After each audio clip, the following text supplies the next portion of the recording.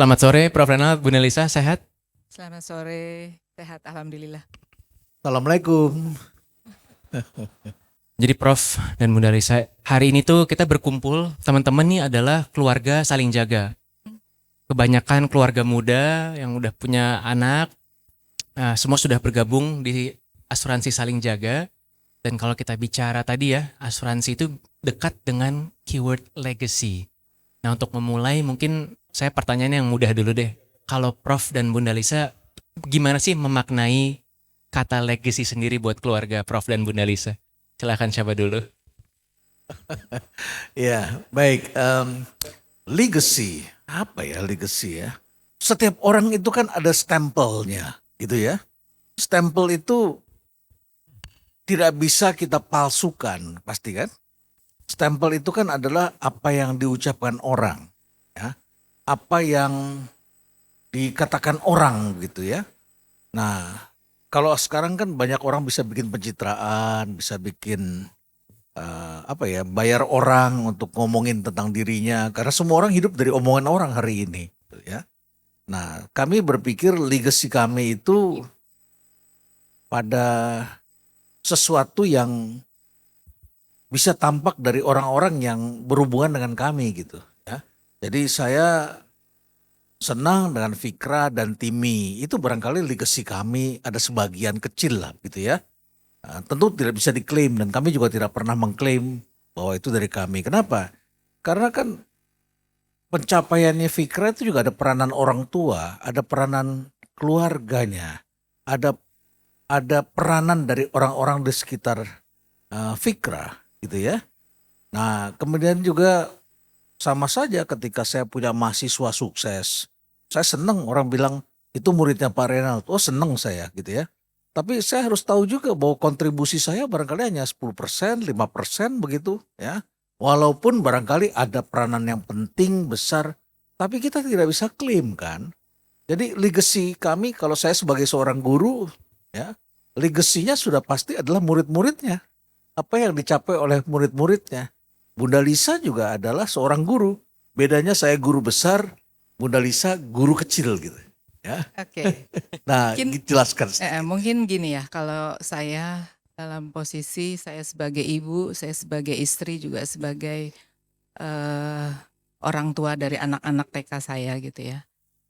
Jadi legacy itu mungkin sesuatu yang selama ini kami jalankan, mungkin lebih pada suatu apa yang kami sampaikan, apa suatu yang kami ucapkan gitu. Jadi sesuatu yang genuine. Jadi itu keluar betul-betul pure dari apa yang kita sampaikan, apa yang kita lihat gitu. Jadi bukan sesuatu yang seperti dibuat-buat atau direkayasa atau terlihat cantik, terlihat indah, tetapi apa yang ada dalam pikiran kita saat itu, apa yang kita lihat bahwa itu adalah sebuah kebenaran, itu adalah legacy buat kami. Mungkin gitu ya. Mungkin ya kalau yang masih lebih keluarga lebih muda nih kan lagi masa-masanya struggle gitu ya, lagi membangun. Penting nggak sih sebenarnya untuk udah mikirin atau mempersiapkan legacy kalau menurut Prof dan Bu Nelisa, atau sekarang yang penting udah deh ini dulu aja fokus mencapai goals terdekat, kalau legacy mah nanti aja kalau udah lebih mapan, udah lebih matang gitu ya baru mulai mikirin legacy, atau justru dari mulai bahtera rumah tangga gitu ya, keluarga masih muda itu udah hal yang patut dipikirkan. Kalau menurut Bu Nelisa dan Prof gimana? Oh itu sih dari awal ya, ketika kita sama-sama saling baru mulai, kan kita ketika mulai itu kan bukan hanya mulai sendiri, tapi kita mulai bersama-sama, kita tumbuh bersama. Jadi ketika kita tumbuh bersama, maka apa yang kita inginkan yaitu bersama-sama gitu, nggak bisa oh nanti dulu deh biar sukses dulu gitu, tapi segala sesuatu ya akarnya dulu kan gitu, kita bangun akar gitu, kita bukan langsung ingin mencapai buah, kita ingin buah kita udah langsung bagus, tetapi akarnya gimana, fondasi kita gimana gitu. Jadi ketika awal saya dengan Bapak di awal, kita nggak sampai hari ini nggak pernah punya cita ingin jadi orang kaya, nggak pernah gitu, tetapi cukup gitu, karena cukup itu lebih dari kaya gitu. Cukup dalam arti ya masih bisa deh jalan-jalan ke Eropa gitu ya.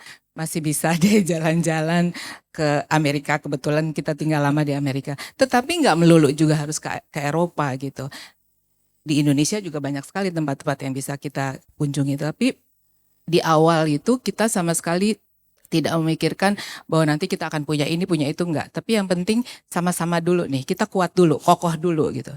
Jadi semakin awal kita membangun satu hubungan, maka menurut saya yang terpenting adalah bagaimana keseragaman, kepemahaman kita sama gitu. Itu sih yang paling penting, Fikra.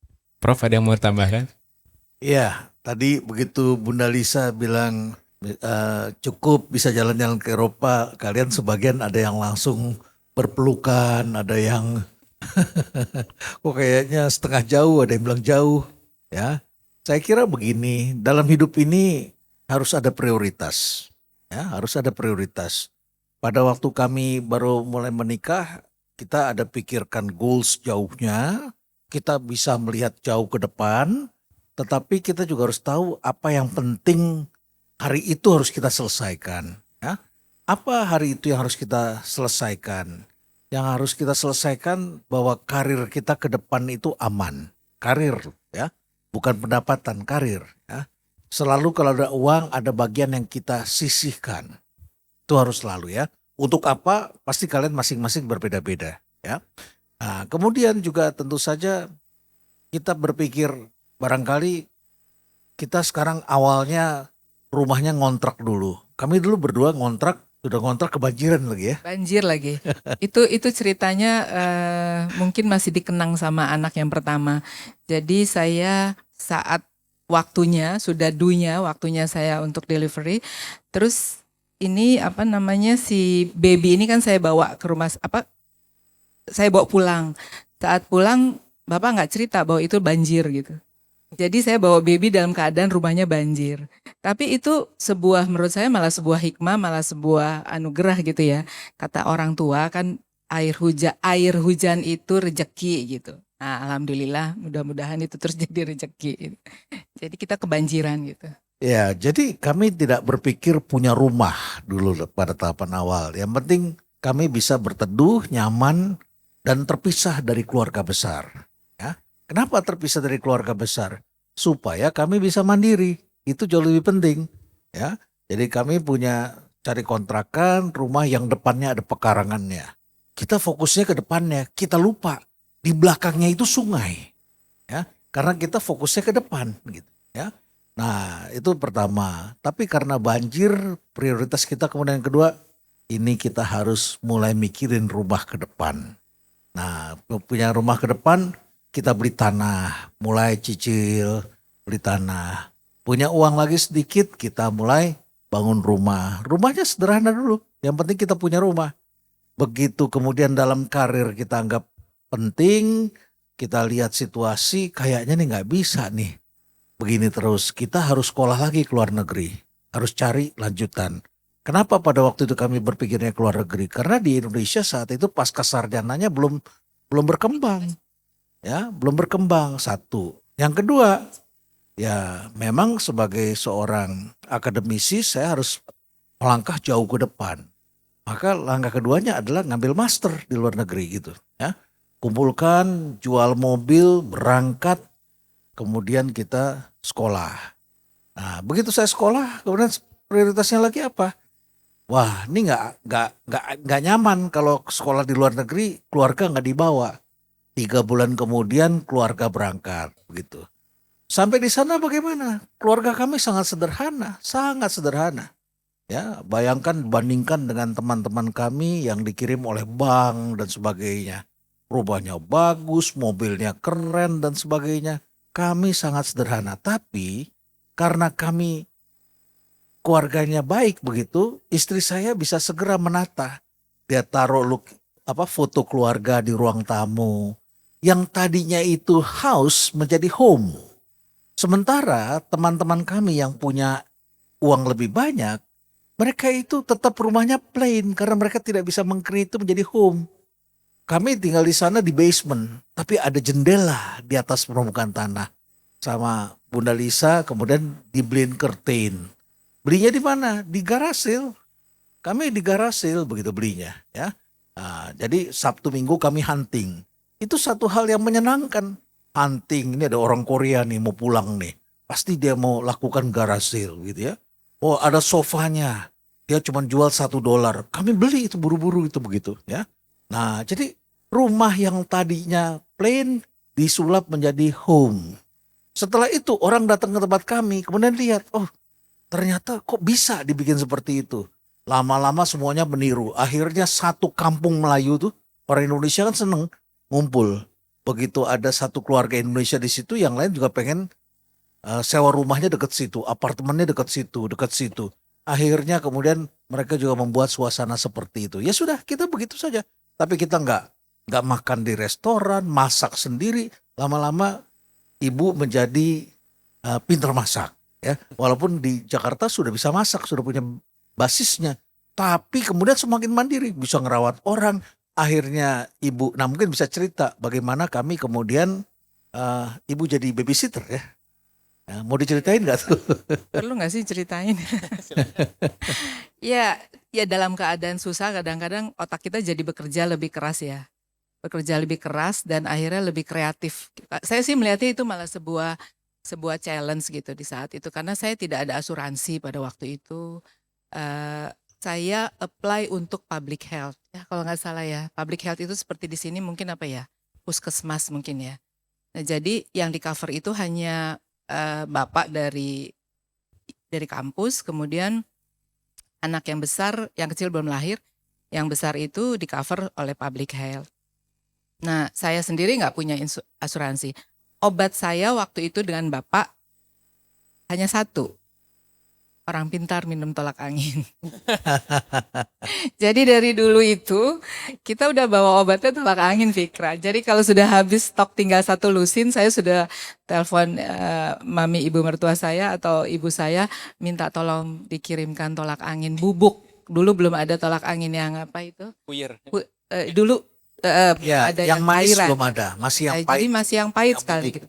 Jadi saya ingat sekali waktu saya ya tetap aja kan kita tetap aja bisa sakit gitu. Jadi saat saya nggak ada asuransi itu saya sakit dan sakitnya lumayan parah gitu ya. Flu, demam dan segala macam. Terus tiba-tiba saya jatuh di kamar mandi. Saya ingat benar anak yang besar ini masih TK, jadi masih umur 5 tahun. Terus bapak bilang gitu.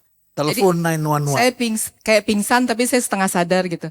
Terus dia bilang, Vin, would you call 911 now gitu ya. Terus saya langsung gini, gak usah, langsung bangun saya bilang gak Lagi usah. pingsan langsung Jadi bangun. pingsan saya langsung bangun. Kenapa? Karena kalau di sana kita telepon 911 yang datang itu ambulans, polisi dan fire, pemadam kebakaran. Ada kebakaran. Dan itu kita harus keluarkan $2.500. Jadi saya pikir $2.500 saya keluarkan untuk 3 pertolongan itu lebih baik saya saving buat saya jalan-jalan gitu. Jadi akhirnya saya langsung sadar, saya bilang nggak usah, saya cuma butuh teh hangat gitu. Jadi banyak sekali cerita-cerita yang seru ketika kami di sana dan kemudian saya nge-babysit anak Amerika, kakak beradik tadinya hanya dia hanya dititipkan, tapi kemudian ibunya bilang bisa nggak tolong kamu antar jemput gitu. Nah jadi saya ambil driver license dan di sana kan tes bener-beneran tes, nggak kayak kita di sini bisa nyogok. Jadi saya tes fail 2 kali karena rel kereta saya terobos gitu. Kan kebiasaan jadi pembalap ya kan. Jadi saya dimarahin sama yang instrukturnya, kamu nggak boleh terobos rel kereta gitu kan ya. Jadi itu yang pertama dan yang kedua di sana ada stop sign. Ada stop sign, kalau kita nggak berhenti ya pasti kita diklakson. Jadi saya fail yang kedua kali. Saya udah habis putus asa tapi bapak bilang, udahlah kita nggak punya uang, ayo deh jadi driver license-nya diambil aja. Akhirnya yang ketiga kali alhamdulillah saya lolos dan saya babysitter juga. Saya juga jadi supir untuk anak-anak usia 5-7 tahun gitu. Nah dari situ kemudian anak ini sekolah di tempat yang sangat bagus sekolahnya dan disitulah kemudian saya berinisiatif untuk datang ke gurunya bilang boleh nggak anak saya masuk di sekolah ini gitu. Nah jadi semuanya itu ada perjuangan jadi nggak langsung tiba-tiba jadi seperti ini tapi begitu indah ketika itu menjadi sebuah cerita dan kemudian itu diceritakan kembali dan itu mungkin jadi warisan ya kalau menurut saya gitu. Sebuah story yang kemudian kita ceritakan kembali itu malah bikin kita tersenyum dan kemudian ya sedihnya udah lewat gitu. Tapi sesuatu yang indah yang untuk diceritakan kembali, dikenang gitu. Wow, Kalau saya rangkum mungkin tadi ada 3 keyword ya. Pertama, prioritas dari Prof. Renald ya.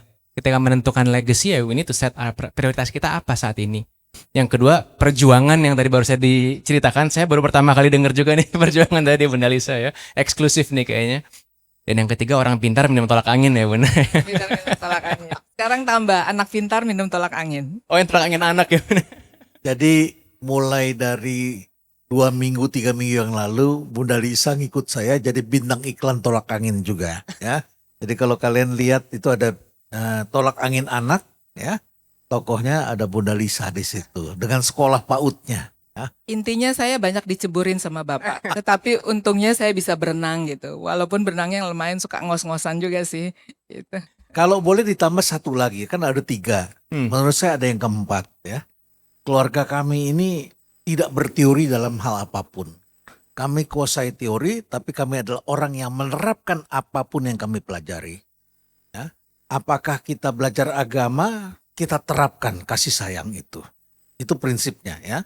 Saya guru besar ilmu bisnis dan manajemen, saya menerapkan ilmu bisnis. Mungkin bisa dilihat ini seperti ini begitu ya, tempat ini. Ini adalah aktivitas dari ilmu yang kami pelajari. Ya. Dan kalau misalnya teman-teman belajar dari kitab suci, lihat segala macam bahwa Tuhan tuh menjanjikan kepada kita ada mukjizat dan sebagainya. Kami merasakan mukjizat hampir setiap hari begitu. Kami melihat mukjizat setiap hari. Dari apa? Dari doa kami yang menjadi kenyataan. Nah, bagaimana menjadikan kenyataan? Dia berusaha begitu, Fikra. Berusaha, lakukan yang terbaik, segala macam, ketemu orang, ya, jalankan perintahnya, dan kami selalu terima mukjizat itu. Doa kami hampir 60-70% dikabulkan lah ya. Terus kalau ada 30% nggak dikabulkan gimana? Kan yang berdoa bukan cuma kami ya. Kita pengen sesuatu, kita menang nih, kita menang. Ternyata lawan kita juga berdoa juga supaya menang. Tuhan kan maha adil kan. Jadi suatu ketika kita juga dikalahkan begitu ya, atau tidak mendapatkan.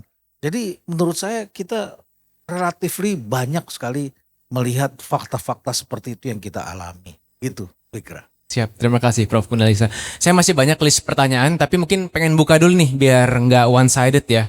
Dari Bapak dan Ibu yang hadir, kalau mau nanya sekarang nih saatnya saya buka. Langsung angkat tangan, nanti oleh panitia diberikan mikrofonnya. Selamat sore Prof. Renald, selamat sore Ibu Elisa. Pertanyaannya gini Prof, seiring kita bertambah usia, bertambah knowledge gitu, ideologi yang ingin kita wariskan atau legasikan kepada entah itu anak ataupun murid-murid gitu ya, itu pasti akan berubah gitu. Nah, bagaimana menyikapi perubahan itu dan bagaimana menguatkan kita untuk bisa bilang value yang kita transfer sebelumnya mungkin salah gitu. Nah, saya harus ubah itu kembali gitu. Sekian Prof, terima kasih. Kalau esensinya kan tetap sama, yaitu tanggung jawab ya. Misalnya ketika anak kami mulai sekolah, mulai apa, selalu kita ingat dengan tanggung jawab gitu. Berani berbuat, berani bertanggung jawab, dan tidak boleh lari dari tanggung jawab. Ya, harus jujur, harus berani menolong sama orang lain. Ya, tapi perkembangan usia kan nggak sama. Pada saat masih kecil, anak kami malu-malu, takut. Ya, jadi disuruh, misalnya ada tetangga meninggal, anaknya masih kecil. Kita kan mendorong agar anak kita sisihkan uang jajannya atau uang yang dia punya untuk kasih ke, namanya siapa? Almira atau siapa yang sebelah itu ya, yang bapaknya meninggal. Kasih ke Mira begitu, Almira. Kasih ke sana. Dia nggak melangkah. Kita sedih, kita pikir kok dia nggak mau melakukannya. Padahal dia belum punya itu. Ya, belum punya dia keberanian untuk melangkah, untuk berangkat dan sebagainya. Kalau sekarang itu nggak usah disuruh lagi, dia sudah jalankan begitu. Bahkan seringkali kebablasan gitu, ya, kebablasan, ya. Kenapa? Karena anak kita penderitaannya tidak sama dengan kita. Kita masa kecil kita hidupnya dulu sangat sulit. Anak kita menyaksikan hanya bagian kecil dari perjuangan kita. Setelah itu hidupnya lebih baik. saya dibesarkan dalam peradaban uang kertas. Apa artinya? Artinya saya mempunyai the pain of paying. Rasa sakit mengeluarkan uang. Karena ketika saya mau beli tenun buat ibu, ya bagus sekali. Saya punya cash, harganya 5,5 juta. Saya nggak pakai mikir karena saya mau belikan buat ibu, saya baru dapat honorarium. Saya bilang saya ambil. Mau cash atau mau kredit, kartu kredit? Cash. Begitu saya hitung sudah 40 lembar, uang 50 ribuan. Tiba-tiba saya merasa capek juga ya. Ini uangnya banyak sekali. Saya kemudian mengatakan nggak jadi deh sama yang jual begitu. Kenapa? I know that the pain of paying. Mau bayar ambil uang di ATM itu ada effortnya ke sana, ya. Sedangkan anak kami itu atau kalian barangkali peradabannya uang digital cuman tap, tap, tap, tidak merasakan painnya. Saya bayangkan cucu saya bagaimana ya, tidak ada the pain of paying sehingga spendingnya set, set, set keluar begitu, pasti berbeda tuh. Jadi sekarang kami mulai menata dan bicara dengan anak kami walaupun mereka sudah dewasa, pentingnya untuk lebih hati-hati dalam spending. Ya, ini kekhawatiran kita pada anak-anak ke depan. Jadi seperti itu pasti kami rasakan. Mungkin ibu punya pengalaman lain lagi bagaimana kita dengan anak-anak kita, tentu bagaimana values ini dengan kenyataan di lapangan pada hari ini yang berbeda. Oke, saya tambahkan mungkin ya. Jadi bagaimana sebuah nilai values itu menurut saya tidak berubah dari zaman ke zaman. Cuma bagaimana sekarang kita menerapkannya, bahwa generasi sudah berubah gitu. Maka caranya mungkin yang harus berbeda. Tetapi bagaimana semua itu menjadi satu kesatuan.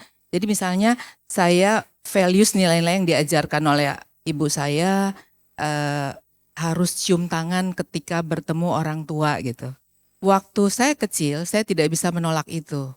Padahal saya paling tidak suka ketika keluarga besar sedang berkumpul, di hari Idul Fitri, saya harus salam dengan orang tua. Kenapa saya nggak suka? Karena orang Sumatera itu, mohon maaf, ini kenyataan yang saya alami sampai usia 18 tahun.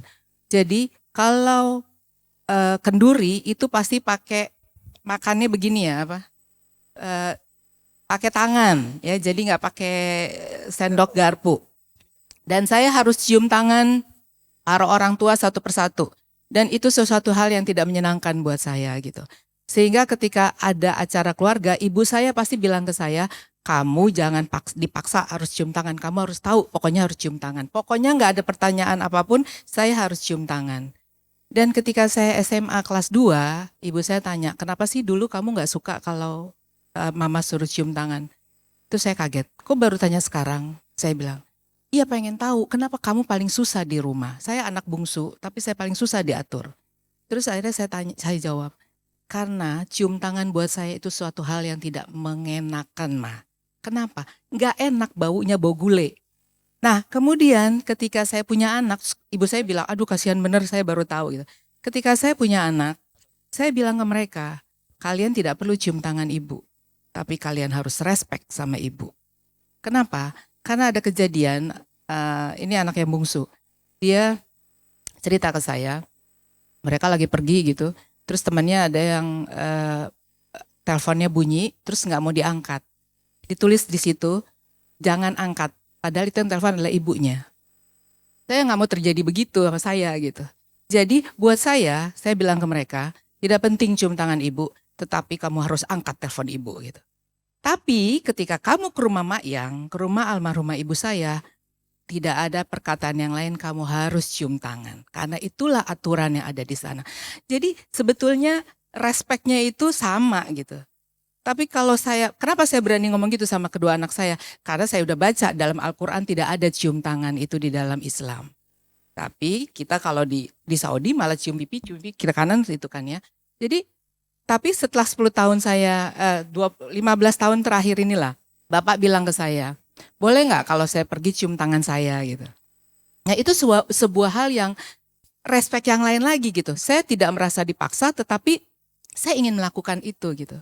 Jadi di awal-awal pernikahan nggak ada, tetapi terakhirnya 15 tahun terakhir ini Bapak yang minta ke saya, itu tanda cinta saya terhadap Bapak dan tanda kasih Bapak pada saya. Dan saya melakukan dengan willing to gitu. Bukan karena tadi bau tangan orang tua itu gitu. Nah itu kan berbeda ya. Nah bagaimana maksud saya sebuah respect itu sama sebetulnya, esensinya sama. Tapi bagaimana kita membuat making connection dari zaman orang tua saya, ibu saya, kemudian anak saya gitu. Caranya yang kita kemudian perbaharui, mungkin lebih melihat bagaimana sikon itu gitu. Mungkin seperti itu gitu. Jadi sekarang kalau saya nggak cium tangan, Bapak malah gini, kok nggak cium tangan saya? Jadi bukan minta pipi, tapi kok nggak cium tangan saya? Oh oke, ini sebuah kemesraan yang hanya saya tahu dan Bapak berdua tahu gitu. Biasanya saya dapatnya bonus imam, ya. Cium tangan juga, dipeluk juga sebelum berangkat. Kira-kira begitu deh. Ya. Dan satu hal yang saya lakukan sampai hari ini, setelah cium tangan nih ya, saya pikir gini, oh lebih lengkap ya kalau saya mendoakan Bapak ketika Bapak sudah masuk mobil, saya mendoakan dengan membaca Al-Fatihah dan saya membaca ayat kursi. Dan itu sebuah hal yang ritual yang hanya saya tahu lakukan. Tapi sekarang jadi saya buka ya. Bagus kok Bunda Lisa, amalannya bisa ditiru sama mams yang lain nih. Terima kasih banyak. Jadi tadi ya secara esensi sebenarnya nilainya tidak berubah, tapi cara manifestasinya yang mengikuti mungkin sesuai dengan zamannya. Oke, masih ada space buat satu pertanyaan. Tadi mungkin Mas yang sudah ini ya angkat tangan di belakang, boleh dikasih mic-nya. Kalau tadi ngomongin perubahan value, kalau sekarang saya mau bertanya, kalau misalnya ada perbedaan value antara Prof. Renald dengan Bunda Lisa. Nah, biasanya gimana sih caranya untuk menyatukannya? Apakah harus ada yang dikalahkan salah satunya? Atau gimana cara menentukan mana yang harus dikalahkan gitu? Itu pertanyaan dari saya. Terima kasih. Assalamualaikum. Waalaikumsalam. Terima kasih. Ya, baik. Pertanyaan yang sangat penting sekali. Ketika kita memutuskan untuk berumah tangga atau ketika kita memutuskan untuk bersahabat dengan siapapun, ya, prinsipnya bukan dimenangkan atau dikalahkan. Prinsipnya adalah kita harus bisa menjadi pelengkap dari orang itu. Ya, bukan menjadi kompetitor, bukan menjadi orang yang menggantikan, bukan untuk mengambil, bukan untuk merampas. Tetapi adalah bisa melengkapi atau tidak. Mengapa ibu memilih saya dan saya memilih ibu? Karena kami merasa kami bisa saling melengkapi. Ya, segala kekurangan saya dilengkapi oleh Bunda Lisa. Segala kekurangannya dia, ya, saya akan melengkapinya dengan kekuatan dari saya. Itu dulu kita saling melengkapi. Jadi kami tidak pernah berpikir siapa yang harus mengalah dan lain sebagainya. Terlalu banyak hal yang kelihatannya di luar itu berbeda dan orang mempersoalkan hal yang gak penting. Perbedaan kami, banyak. Tetapi kami selalu memikirkan bagaimana caranya agar bisa kami mengisinya. Ya, selalu berpikirnya seperti itu. Gimana cara mengisinya? Apa sih kesamaannya? Apa sih yang pentingnya? Mungkin teman-teman pernah tahu Simon Sinek kan? Tahu kan Simon Sinek? Simon Sinek ya. Ya, tahu kan? Ya. Simon Sinek ini adalah seorang yang dia juga memberikan, dia ahli dalam bisnis, manajemen dan juga buku-bukunya bagus. Salah satu bukunya dia itu judulnya Start with Why. Ya. Mulailah dengan menjawab pertanyaan why. Kami selalu berpikir why-nya. Mau melakukan ini, why-nya apa? Misalnya begini ya, ini ibu kan berasal dari Sumatera, dari keluarga dari Aceh begitu.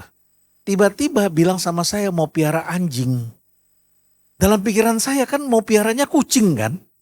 Dia piara anjing begitu. Saya bertanya, why anjing begitu?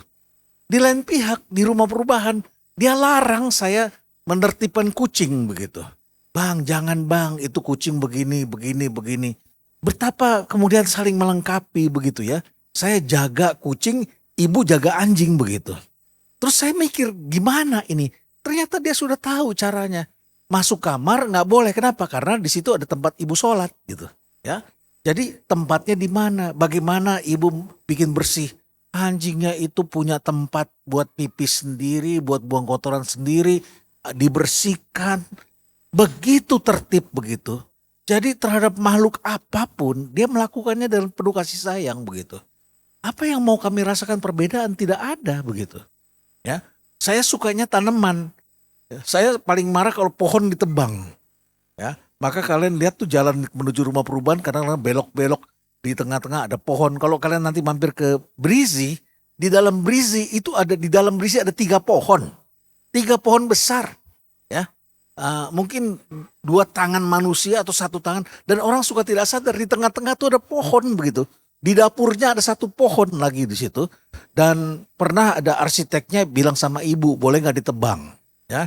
Ibu kemudian akhirnya diminta bujuk saya untuk tebang, dan ibu sudah tahu jawabannya, nggak boleh. Jadi dia harus cari cara bagaimana supaya pohon itu hidup berdampingan dengan kita, dan akhirnya kita yang diuntungkan ketika panas tempat kami paling sejuk begitu, ya. Jadi perbedaan kami tidak merasakan. Kalau saya melakukan sesuatu dan itu melukai orang tuanya, berarti saya melukai pasangan saya, begitu ya. Demikian pula dia sama saya sama saja. Saya selalu katakan kalau ada anggota keluargamu perlu bantuan, tidak usah minta izin sama saya, tanya boleh apa enggak, do it. Kenapa? Jangan sampai saya punya otak tiba-tiba setan masuk dalam pikiran saya, kemudian saya jadi bertanya-tanya begitu. Saya tidak mau masuk di situ. Tapi entah mengapa sampai hari ini ibu selalu masih lapor sama saya. Saya tanya, kan udah gue bilang, lu jangan nanya-nanya sama gue. Dia bilang sama saya, bukan lapor-lapor, tapi kewajiban saya beritahu katanya. Tapi saya bilang saya nggak perlu, ya. Mau ada si itu lagi sakit, si ini lagi perlu buat sekolah. Kalau kita perlu, kita punya rezeki segala macam. Saya nggak mau mengotori pikiran saya sampai berhitung. Sampai hari ini kami bukanlah tipe manusia yang berhitung, ya, nggak pernah. Saya pendapatan berapapun istri saya tahu dan dia lihat, dia pegang, begitu. Sama sebaliknya. Dan kepada karyawan kami tidak suka terhadap karyawan yang juga perhitungan. Saya kan kerjanya sampai jam sekian Pak, ini gimana saya sampai jam segini bagaimana? Udah deh, lu gak usah perhitungan. Kita tahu kok kamu kerja sungguh-sungguh. Yang kerja sungguh-sungguh pasti akan diperhitungkan oleh perusahaan dengan baik. Jadi kita tidak pernah berhitung. Ya, tidak ada perhitungan-perhitungan, nagih-nagihan gak pernah kita lakukan. Karena kami juga bukan tipe manusia yang perhitungan. Capek jadi manusia perhitungan, ya. Bayangkan kalau Tuhan juga perhitungan sama kita.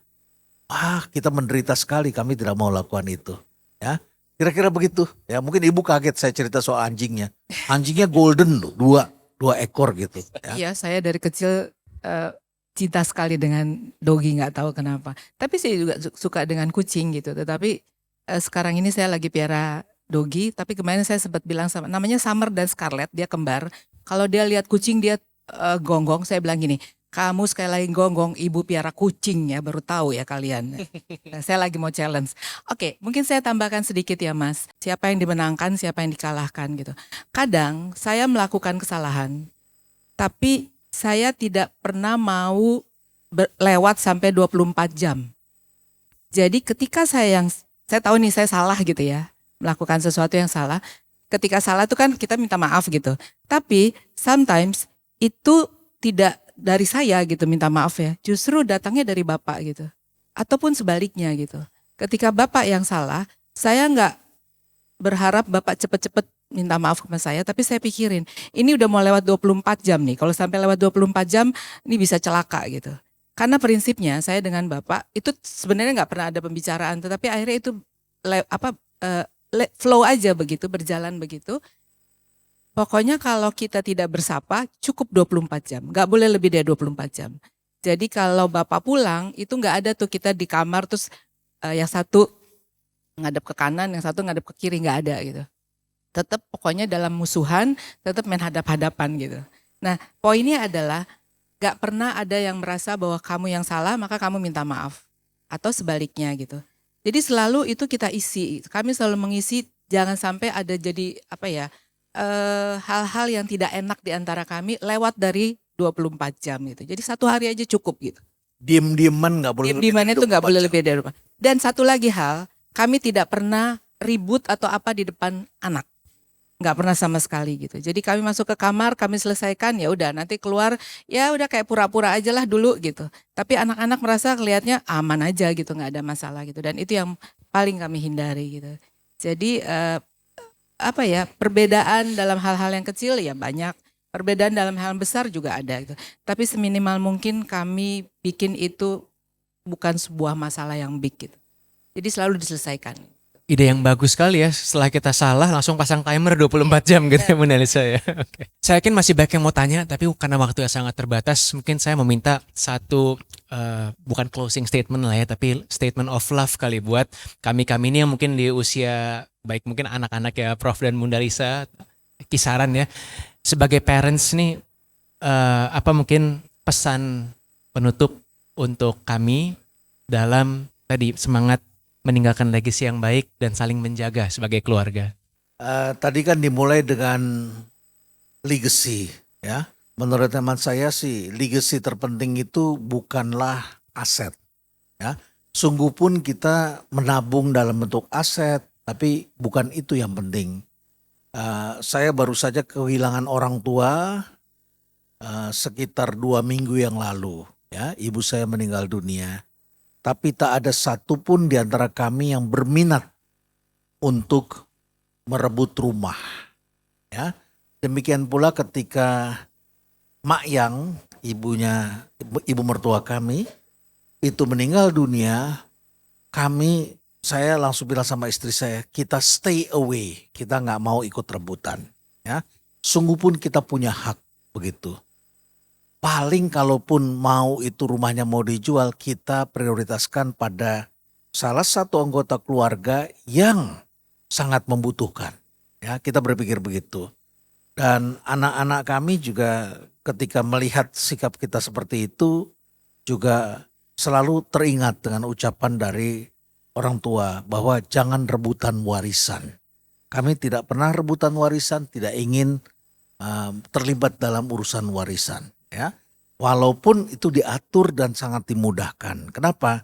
Karena kami percaya bahwa kami diberikan lebih oleh Allah, ya, diberikan lebih oleh Tuhan, dan kami percaya bahwa kami hidupnya bukan dengan cara mencari kesulitan dari orang lain, ya. Kami tidak melakukan itu. Justru karena itulah kami yang jadi dipercaya gitu. Kalau ada apa-apa nanti kamu yang tangani. Walaupun kami bukan anak tertua, ya. Ibu bukan anak yang tertua, malah paling kecil. Saya anak tengah, ya. Tapi kami selalu dapat titipan, dapat kepercayaan untuk menjalankan. Jadi menurut hemat saya, legacy terpenting itu adalah nama baik kita. Kalau uang kita hilang, kita masih bisa cari uang.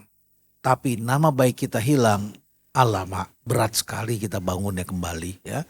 Karena bagaimanapun juga kepercayaan itu adalah sesuatu yang penting, ya. Jadi pesan saya ya, fokus pada jaga nama baik. Kalau kalian berbisnis, penuhi janji, punya hutang, ya jangan disimpan lama-lama. Uang orang lain jangan kita sembarangan pakai.